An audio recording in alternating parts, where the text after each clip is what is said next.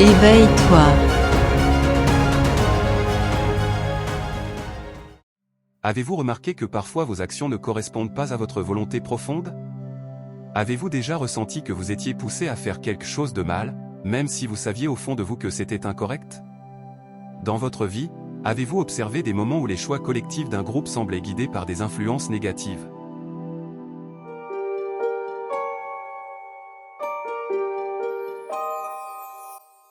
Marie et Jean marchent dans une forêt sombre et mystérieuse. Des rayons de lumière filtrent à travers les feuilles des arbres, créant des motifs d'ombre et de lumière sur le sol.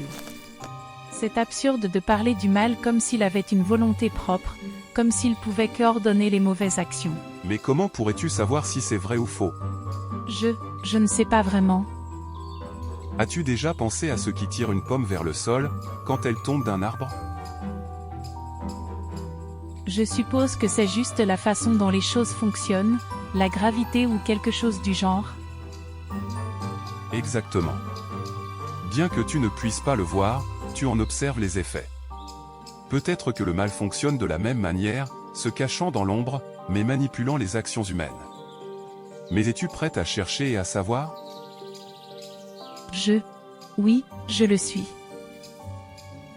Et ainsi, dans les ténèbres de la forêt, les deux amis entament un voyage pour explorer les mystères du mal, conscients que la vérité pourrait être aussi insaisissable que l'ombre qui les entoure. Ce n'est pas en regardant la lumière qu'on devient lumineux, mais en plongeant dans son obscurité. Mais ce travail est souvent désagréable, donc impopulaire. Carl Jung. Seul celui qui a osé voir que l'enfer est en lui découvrira le ciel enfoui.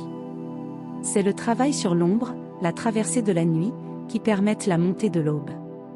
Christian Singer.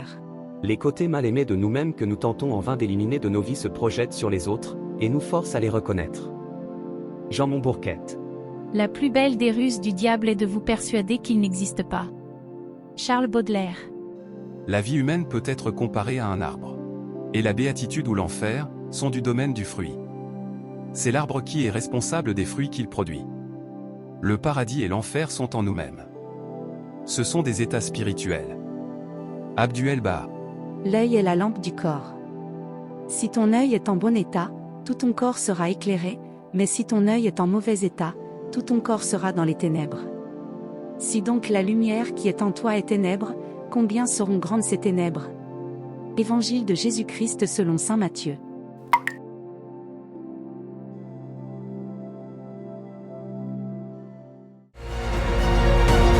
Éveille-toi.